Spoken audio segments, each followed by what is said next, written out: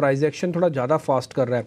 एक और शेयर है मैक्स फाइनेंशियल, आज इस शेयर पे भी एक बात ध्यान रखिए, मेरे को जतिन केडिया ने आज सुबह सुबह दिया था ये शेयर, इसके अंदर बिल्डअप बन रहा है और काफ़ी बढ़िया बन रहा है, 3% ये शेयर ऊपर आ चुका है। जतिन इस समय आप पैनल पे नहीं है हमारे साथ। जतिन बहुत शुक्रिया, थैंक यू वेरी मच, बढ़िया शेयर आपने नोटिस करवाया। सोनी आधा काम आप कर दीजिए, मैक्स फाइनेंशियल के अंदर क्या प्रॉफिट बुक करके बाहर निकले या फिर अभी बने रहें? बिल्डअप भी काफ़ी अच्छा है इसका तो। जी डिम्पी जी, यहाँ पे इनफैक्ट काफी अच्छे से चला है और कल अगर हम देखेंगे तो इसका डिलीवरी वॉल्यूम और लॉन्ग बेटा बहुत अग्रेसिव है। सो यहाँ पे आप होल्ड कर सकते हैं, स्टॉप लॉस ट्रेल कर दीजिए अपने कॉस्ट के ऊपर अगर किसी ने ले रखी है, और 960 टारगेट के लिए आप इसको होल्ड कीजिए। ठीक है, एक दो मैं ना जरा वीक काउंटर्स भी आपके सामने रख देता हूँ। जरा बाटा इंडिया को दिखाइए, 4% आज ओपन इंटरेस्ट एडिशन है लेकिन शेयर टूट रहा है। संतोष सर एक बार जरा बाटा देखेंगे, ये ना पूरी रैली में पार्टिसिपेट ही नहीं किया, उम्मीद करते रहे कि बाटा चलेगा चलेगा, चला ही नहीं। ये क्रैक ज़्यादा बड़ा है क्या, प्रॉब्लम ज़्यादा कुछ दिख रही है क्या आपको? यस डिम्पी, इस स्टॉक ने काफी अंडर परफॉर्म किया है, क्लियर ट्रेंड नजर आ रहा है। जो एक थोड़ा सा प्रीमियम प्रोडक्ट प्रीमियमाइजेशन की तरफ लोग बढ़ रहे हैं तो वो स्टॉक्स अच्छा कर रहे हैं, और जो थोड़ा सा कंज्यूमर फेसिंग स्टॉक से वो अंडर परफॉर्म कर रहे हैं। तो मुझे लगता है 1400 का एक सपोर्ट बहुत स्ट्रांग रहेगा इसके लिए। हालांकि तो यहाँ से मुझे लगता है शॉर्ट साइड रिस्क फेवरेबल नहीं है। कॉन्ट्रा कोई लॉन्ग लेना चाहता है बहुत एग्रेसिव व्यू लेके, तो मेरे हिसाब से यहाँ पे 1400 के पास मिले तो एक बाइंग अपॉर्चुनिटी ढूंढना चाहिए, क्योंकि ये 1400 का लेवल होल्ड कर तो एक स्मार्ट या शार्प बाउंस बैक देखने को मिल सकता है टुवर्ड्स 1600। ठीक है, आपको ध्यान होगा एक दो दिन पहले हमने आपको यूको बैंक, आईओबी जैसे शेयर्स बताए थे और बकायदा सुमित मूलचंदानी से हमारी बातचीत हुई थी। आईओबी का तो हमने बहुत ज़ोर से जिक्र किया था, आज उसमें एक ब्लॉक लग गया है। थोड़ी देर पहले ब्लॉक डील चली थी नीचे, मैं टिकर वालों से बोलूँगा पर ब्लॉक डील वापस से दिखा दें। 5.5% आज आईओबी फिर से चला है, यूको बैंक आज फिर से 5% चला है। ये सारे के सारे बैंक ने अपने आप को री रेट कर रहे हैं, और अगर आपको यकीन नहीं हो रहा तो आप 3 दिन पुराना हमारा यूट्यूब का वीडियो उठा के देख लीजिए, आपको खुद आइडिया लग जाएगा। नहीं तो सुमित मूलचंदानी अगर हमारे साथ होना, एक काम कीजिए, गेस्ट कोऑर्डिनेशन की अगर टीम सुन रही है तो सुमित मूलचंदानी को फ़ोन लगाइए जरा, उनसे इन दोनों शेयर्स के बारे में जरा पता करते हैं। आईओबी और यूको बैंक, उनसे हमने सलाह ली थी और उसके बाद काफ़ी तेज़ी से चले हैं। यूको बैंक और आईओबी के लिए सुमित मूलचंदानी को एक बार जरा फ़ोन लगाइए, इनसे जरा बातचीत करते हैं। हमारे साथ जुड़ गए हैं, बहुत ही बेहतरीन ट्रेड यूको बैंक आईओबी आपने बताया था सुमित जी, उस समय क्या था आपके हाथ में? आपने यूको बैंक बताया, हालांकि हमने भी आईओबी आपके साथ जुड़वा दिया था। दोनों ही शेयर के अंदर क्या शानदार रिटर्न, 7 दिन में 43%। यूको बैंक एक बार जरा आईओबी दिखाए ना, आईओबी भी 7 दिन में 46%। सर बहुत ही शानदार ट्रेड, कॉन्ग्रेचुलेशंस, आपको बहुत बधाई। और मैं व्यूअर्स को बोलूँगा, हमारे मेहमानों को आप क्लियरली अच्छे से वॉच करें, एक से एक हीरा ट्रेड आपके लिए लेके आ रहे हैं। कम पैसे में ज़्यादा प्रॉफिट दिलवाना इनको आता है, कैसे किया जाता है। सुमित जी अब जरा ये बताओ, करना क्या है आईओबी और यूको बैंक में? हाय, गुड मॉर्निंग डिम्पी जी। तो बिल्कुल दोनों ही बैंक्स ने काफी अच्छा परफॉर्म किया है। सबसे पहले आपने आइडेंटिफाई किया था यूको बैंक को, और साथ ही फिर आईओबी हमने भी रिकमेंड किया हुआ था, लेकिन दोनों ही पैरेलल अपना वर्क दिखा रहे हैं और अच्छी खासी तेजी दिखाई है। तो एक पार्शियल बुकिंग का यहाँ पे सलाह रहेगा। हमने अपने क्लाइंट्स को कल ही यहाँ पे 40% जितना क्वांटिटी हेल्प करा है, बट अभी भी रैली बाकी है, तो एक ट्रेडिंग स्टॉप लॉस के साथ बने रहेंगे। यूको बैंक में अगर हम पहले देखें तो हमारा जो ट्रेलिंग स्टॉप लॉस रहेगा वो 56 का रहेगा, एंड वी आर एक्सपेक्टिंग 69, जो यहाँ पे भी करीबन आपको 15% अप मूव और मूवमेंट यहाँ से मिल सकती है। दूसरी बात, जो आईओबी को भी आप ट्रैक कीजिए, अभी भी 6% स्टॉक अप है। और सबसे मेन अच्छी जो बात है, देखिए जब आप लोअर टाइम फ्रेम पे ट्रैक करते हैं तो स्टॉक ने एक छोटा सा कंसोलिडेशन दिखाया, जो प्रॉफिट बुकिंग एक हायर लेवल पे आई, लेकिन स्टॉक ने अपना एक सपोर्ट लेके फिर से एक रिबाउंड किया और न्यू हाई की तरफ जा रहा है, जो काफी अच्छा एक पॉजिटिव मूवमेंट का इंडिकेशन होता है। यहाँ पे भी हमारा एक्सपेक्टेशन है कि स्टॉक 78 तक जा सकता है, और यहाँ पे आप ट्रेलिंग स्टॉप लॉस की तरह 67 का एक ट्रेलिंग स्टॉप लॉस यूज कर सकते हैं। ठीक है सुमित सर, बहुत बहुत शुक्रिया, थैंक यू वेरी मच। आपको बधाई देनी थी, आपसे थोड़ा आइडिया लेना था, इसलिए मैंने आपको आपके सिस्टम से हटा के एक फ़ोन आपका करवा दिया सर। बहुत बहुत शुक्रिया, आज आपने टाइम निकाला और इसके बारे में जानकारी दी। अभी भी आईओबी 6.5% ऊपर है, बढ़िया शेयर आपको चलता हुआ दिख रहा है। एक दो शेयर और जरा चेक करवा लेते हैं। एनटीपीसी के बारे में ना हमारे व्यूअर्स काफ़ी सारे सवाल पूछ रहे हैं। मैं उनका एक नाम है मूवी ओशंस के नाम से, वो यूट्यूब पर हमारे साथ जुड़े हुए हैं। उन्होंने लिखा है कि एनटीपीसी टारगेट 400।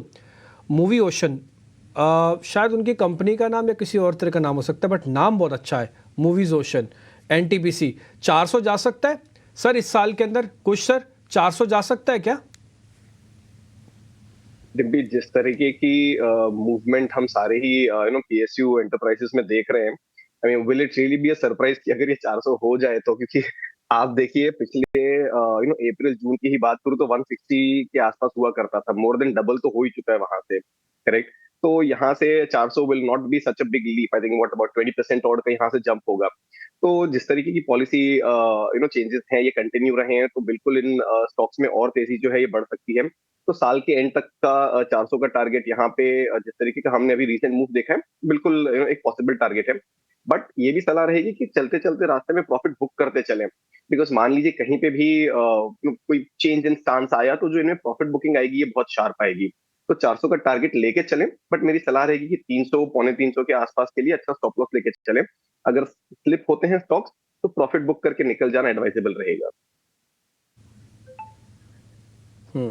एक विजय डायग्नोस्टिक हमने सुबह सुबह आपको नोटिस कराया था और 6% गैप के साथ खुल रहा था, वहीं से हमको डाउट हो गया कि ऐसा क्या हो रहा है कि विजय डायग्नोस्टिक को 6% गैप खोलना पड़ रहा है। कोई तो स्ट्रांग हैंड है जो इसको ओपनिंग की भी वेट नहीं कर रहा। शेयर 12% ऊपर आ गया, 13% ऊपर आ गया। शेयर को पकड़ पकड़ के पकड़ो आपको ना मैं बता रहा हूँ बहुत बढ़िया बढ़िया से ट्रेड आपको मिल जाएंगे। हमारे मेहमान सुपर्ब हैं। अब आप देखो यूको आईओबी दूसरे चैनलों पर भी डिस्कस हो रहा है। अरे सर अब तो लंका लुट गई, अब तो 40% का प्रॉफिट आ चुका है 18 और स्वदेश के व्यूअर्स के हाथ में। अब आप दिखाते रहो, कुछ भी करते रहो। दूसरे चैनल्स का क्या है, वो भी कर सकते हैं, उनके पास भी अधिकार है। खैर, विजय डायग्नोस्टिक, संतोष सर एक बार जरा बताना, 12% हो गया, इंट्राडे का प्रॉफिट बुक करें क्या?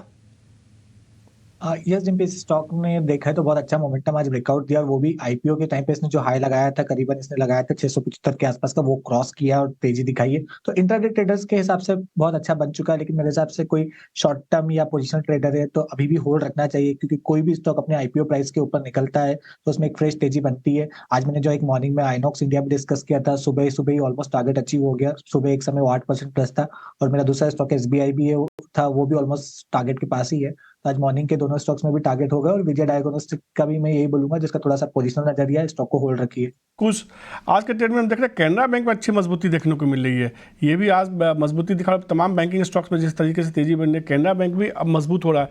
क्या ये लगता है कि यहाँ से और मजबूती देखने को मिल सकती है?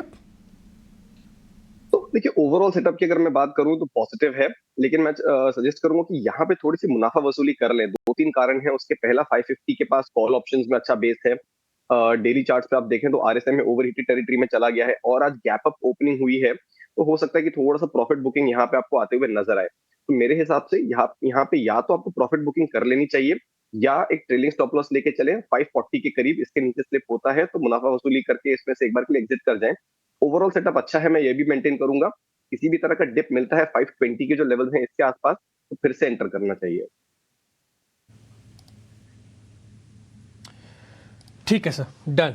अब हम जरा आगे बढ़ते हैं, ऑप्शंस का एक फोनो आपके लिए लेके आते हैं। जरा दिखाइए नीलेश जैन सर को, और ऑप्शंस का ट्रेड लेके आते हैं, ऑप्शंस का चैंपियन।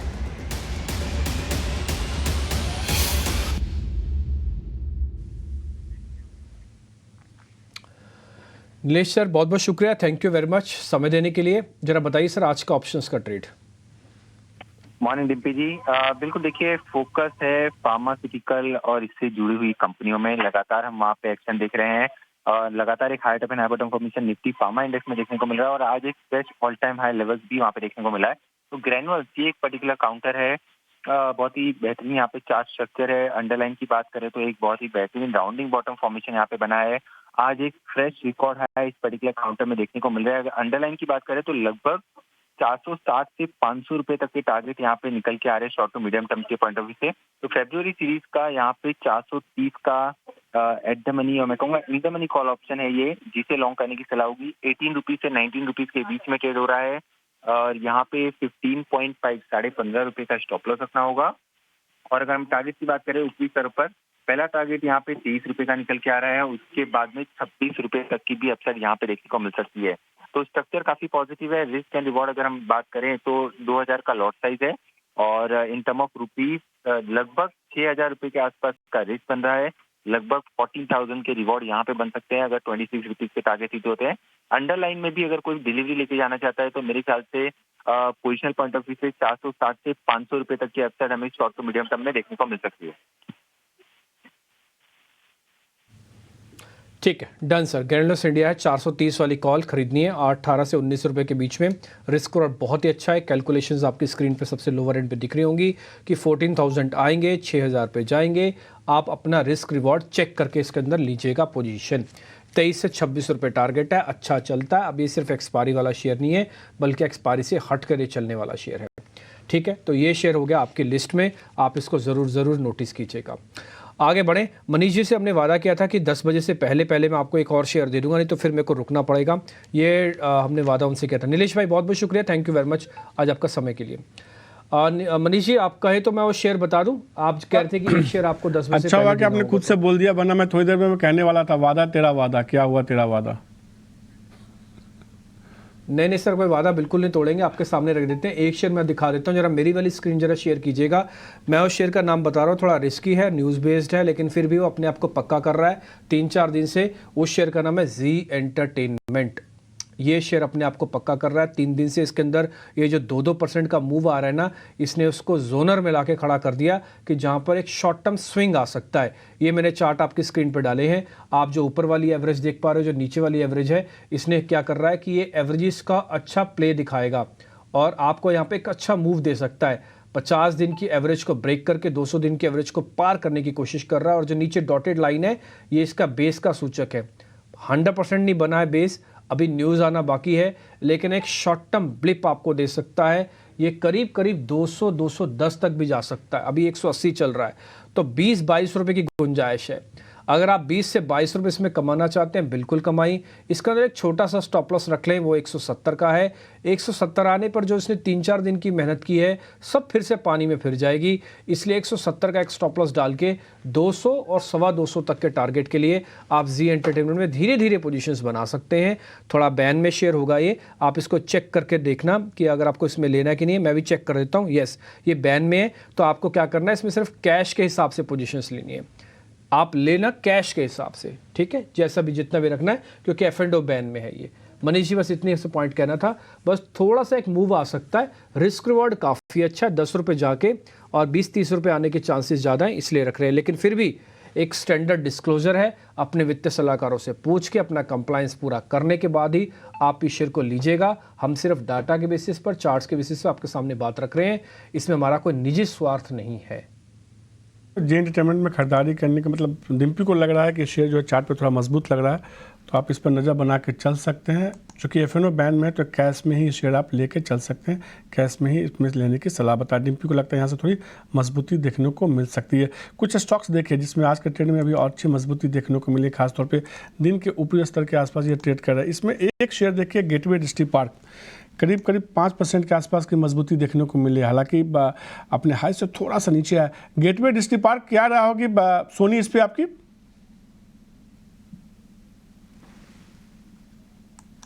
जी मनीष, यहाँ पे अगर हम देखेंगे तो थोड़ा सा ऊपर से इसको एक सेलिंग प्रेशर नजर आ रहा है अराउंड 122। इसको एक बार क्रॉस करता है तो कंफर्म ब्रेकआउट रहेगा। 130-134 के रेंज पे भी जा सकता है।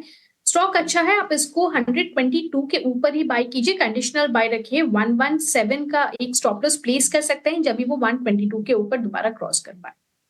तो ये रहा आते हुए सीधे तौर पे इस शेयर पे, गेटवे डिस्ट्रिक्ट पार्क पे। एक शेयर देखिए आज के ट्रेड में वापस से मजबूती दिखा रहा है और हमेशा कुछ इस पे चर्चा हुई है और जब भी चर्चा हुई बड़ी तेज़ी देखने को मिली है। टाटा इन्वेस्टमेंट वापस से हम 3-3.5% की मजबूती शेयर में देखने को मिली है। लास्ट टाइम जब आपसे चर्चा हुई थी तो 20% का सर्किट लगता हुआ दिखा था, आज तो उसकी संभावना कम लग रही है। यहाँ से और मजबूती देखने को मिल सकती है जिसके पास है, क्योंकि हमने काफ़ी नीचे से इस पर चर्चा की थी, 4500-4600 के आसपास से है, तो एक बार प्रॉफिट बुक कर लेके आप। इसे प्ले करने का वही सही तरीका रहेगा कि अब आप इसमें ट्रेलिंग स्टॉप लॉस लेके बने रहें, क्योंकि देखिए जिस दिन हमने डिस्कस किया था उसके बाद इसमें एक अच्छा खासा कंसोलिडेशन का दौर आया था, जहां पे 5500 को इसने रिस्पेक्ट करके बेस बनाया है। और आज, कल और आज के दिन में अगर हम देखें तो वहां से फिर से एक अपस्विंग जो है इसमें शुरू होता हुआ नजर आ रहा है। तो the best way to play this will be कि 5500 पे अपना एक स्ट्रॉन्ग स्टॉप लॉस लगा के चलें। मान लीजिए यहाँ पे उतनी बड़ी रैली नहीं आती है जैसी एक दिन में हमने देखी थी, बट ग्रेजुअली ही सही अगर ये स्टॉक यहाँ से ऊपर जाता है तो 6100 एंड देन 6400 के आसपास के लेवल्स जो है वो भी इस पे आते हुए दिख सकते हैं। तो जिस तरीके का हमने यहाँ पे स्लिप देखा है, वहां से रिस्क रिवॉर्ड रेशियो फेवरेबल रहेगा, at least for the ones who been holding it for some time now. तो 5500 के आसपास एक अच्छा सा सपोर्ट बना है, वहां पे स्टॉप लॉस लेके चलें। साथ ही साथ अगर मैं 2 क्विक अपडेट्स दे सकूं, तो कल गोदावरी पावर GPIL, ये हमारा दूसरा स्टॉक था जो हमने सुबह सुबह डिस्कस किया था। इनफैक्ट आज भी मैंने शो की शुरुआत में यही कहा था कि इस स्टॉक का पहला टारगेट कल अचीव हुआ था, दूसरा टारगेट 795 का था। किसी ने ना लिया हो तो आज भी इसमें एंट्री कर सकते हैं। तो इसका सेकंड टारगेट आज हिट होता हुआ नजर आया है। अब मेरी सलाह रहेगी कि यहाँ पे थोड़ी सी मुनाफा वसूली करके चलें। हालांकि पोजिशनली ये 850 तक भी जा सकता है, बट ट्रेडिंग के लिहाज से किसी ने लिया हो तो क्यों ना 4 से 5% 2 दिन के समय में लेके एक बार के लिए प्रॉफिट बुक कर ले। और एक अपडेट है किर्लोस्कर ऑयल इंजन पे। सुबह जब हमने डिस्कस किया 750 का टारगेट था फर्स्ट, 775 का दूसरा टारगेट था, तो ये भी हिट होता हुआ नजर आया है। 753 का हाई था। तो किर्लोस्कर ऑयल इंजन पे भी अगर किसी की पोजीशन रही हो तो अब यहाँ पे 735 को अपना ट्रेलिंग स्टॉप लॉस कर लें और 775 के दूसरे टारगेट के लिए इसे अभी भी बने रहें। सर दोनों पे आपको जब आप बोल रहे हो कि आपके कानों में भी आवाज आ रही थी ना आपके टारगेट हिट ढोल की, खुश सर, ये तो वापस से बजवाएं। नहीं, मैंने तो नहीं सुना, फिर से बजवाना पड़ेगा। तो जब फिर से बजवा देते हैं, बजाओ जी, किर्लोस्कर ऑयल पे भी बजवाओ और साथ ही गोदावरी पे भी बजवाओ। सर दोनों के टारगेट हिट हो गए और दोनों बहुत ही बड़ी। सर अब आ रही है खुश सर, अब आ रही है आवाज। गोदावरी भी दिखाओ, उस पर भी टारगेट हिट की स्टैंप लगाओ। कुछ सर अब तो ठीक है, ओके फाइनल डन, ठीक है जी डन, बहुत बढ़िया, थैंक यू वेरी मच। आप बढ़िया ट्रेड दीजिए। देखिए हमारे एक्सपर्ट्स के दिन रात मेहनत करके आपके सामने ट्रेड रख रहे हैं, हम भी कोशिश कर रहे हैं कि आपको कम से कम ऐसा रोज करके जाएं कि आप अच्छे से खुश हो के जाओ। इतना स्वदेश को खुश हो जाओ, ये तो हम नया नारा बोल देते हैं। चलो आज मनीष जी ये तो नई बात निकल गई हमारे मुंह से आज, इतना स्वदेश देखो और खुश हो जाओ, खुश हो जाओ, खुश हो जाओ। चलिए खुश रहो। इसको धीरे धीरे ना किसी इसके साथ जो है कुछ शो बनाते हैं, टैगलाइन करते हैं, इटिना स्वदेश देखो और खुश हो जाओ कि हमारे मेहमान बहुत ही बढ़िया ट्रेड लेके आ रहा है। अच्छा मैं ना 1-2 काम और करता हूँ, मेरे पास ना काफ़ी सारे व्यूअर्स के ना फटाफट से वो भी आ रहे हैं मैसेजेस कि जरा हमको कुछ एक ट्रेड पता करने में ना, उनके लिए जरा 5 मिनट ले रहा हूँ और मैं स्पीड से पूछूंगा तीनों टेक्निकल मेहमानों से, आप बताते जाइएगा क्या क्या करना है। प्रफुल्ल देसाई कह रहे हैं कि एक बार हुडको NBCC पे बता दो। सोनी जरा स्पीड से बता दो हुडको और NBCC पे। प्रफुल्ल का ये क्वेश्चन है जी डिम्पी जी, हुड को मेरे ख्याल से आप होल्ड कर सकते हैं। 190 का एक अच्छा सपोर्ट है, 190 सपोर्ट के साथ इसको होल्ड कीजिए। 220 के ऊपर दोबारा बाउंस करना चाहिए, सो 190 सपोर्ट है। NBCC यहाँ पे अगर हम देखेंगे तो थोड़ा बेटर है, आप NBCC करंट लेवल पे भी देख सकते हैं बाई करने के लिए। 150 का एक अच्छा सपोर्ट है शॉर्ट टर्म के लिए, 150 सपोर्ट के साथ इसको होल्ड कीजिए, 170 तक टारगेट हो सकता है। ठीक है, एक सवाल मैं ले लेता हूँ, रवि सम का है, जुबिलेंट फूडवर्क पे क्या करना चाहिए? एक बार संतोष सर आप बताएंगे जुबिलेंट फूडवर्क पे क्या करना चाहिए? यस डिम्पी, ये स्टॉक काफी अंडर परफॉर्म करा है और अभी लगातार गिरावट देखने को मिल रही है। हो सकता है, मुझे लगता है ये 470 से जो है 460 का जो एरिया है यहाँ से एक बाउंस बैक दिखाते हुए नजर आए, तो आपके पास है तो फिलहाल के लिए बने रहिए इस लेवल से। यहाँ से अगर बाउंस बैक आता है तो ऊपर देखिएगा, अगर ये ऊपर 510 के आसपास सस्टेन नहीं कर पाता तो फिर वहां निकलने की कोशिश कीजिएगा। 510 निकलता है तभी इसमें स्ट्रेंथ लौटेगी। ठीक है, 1-2 शेयर पता करते हैं। धनलक्ष्मी के बारे में ना काफ़ी सारे लोग पता करना चाहते हैं। धनलक्ष्मी बैंक, हालांकि ये संजीव सर ने दिया था, उस दिन बढ़िया चला भी है शेयर, लेकिन उसके बाद थोड़ी प्रॉफिट बुकिंग भी आई है और वो भी स्पीड से आई थी। कुछ सर एक बार जरा चेक करो धनलक्ष्मी बैंक के बारे में, बहुत ऊपर नीचे कर रहा है। तो बिल्कुल डिम्पी, मुझे लग रहा है यहाँ पे अब एक बार के लिए प्रॉफिट बुक कर लेना चाहिए अगर किसी ने निचले स्तरों पे लिया हो तो। आज बिल्कुल अपने 20 डे मूविंग एवरेज बेसिस 45 का जो लेवल है इसके आसपास ये सपोर्ट लेके अच्छा रिबाउंड अटेम्प्ट कर रहा है। बट मेरे हिसाब से यहाँ पे एक बार के लिए प्रॉफिट बुक करके चले। स्टॉक में वॉलेटिलिटी काफी ज्यादा है, बहुत से ऐसे स्टॉक्स हैं जिनका जो ट्रेंड है ये ज्यादा मजबूत है, तो उन स्टॉक्स पे शिफ्ट हो जाना will be a much more wise trade. इस स्टॉक में अगर किसी ने निचले स्तरों पे लिया हो तो प्रॉफिट बुक करके शिफ्ट कर जाए, ये बेटर आइडिया रहेगा। ठीक है आशीष भाई, आप एक ही बार अशोक लीलैंड लिखिए, मैंने आपका मैसेज देख लिया है, एक ही बार लिखो, मैं आपका क्वेश्चन ले लूंगा, कोई दिक्कत नहीं है इसमें। एक बार खुश सर जरा, सोनी आप जरा चेक करो अशोक लीलैंड में क्या करना चाहिए। Ashok Singh ji thank you very much, Ashok Leyland ले लिया सामने। जी डिम्पी जी, यहाँ पे अशोक लीलैंड होल्ड कीजिए, 174 स्टॉप लॉस के साथ आप इसको होल्ड कीजिए। अभी अगर एवरेज पे करना हो आप 178 तक एवरेज कर सकते हैं, 174 स्टॉप लॉस तक होल्ड कीजिए। बाउंस करेगा अगेन टुवर्ड्स 190 के ऊपर 200 आएगा। पोजिशनल प्ले रहेगा, इसको इंट्राडे पे मत लीजिए बट होल्ड कीजिए।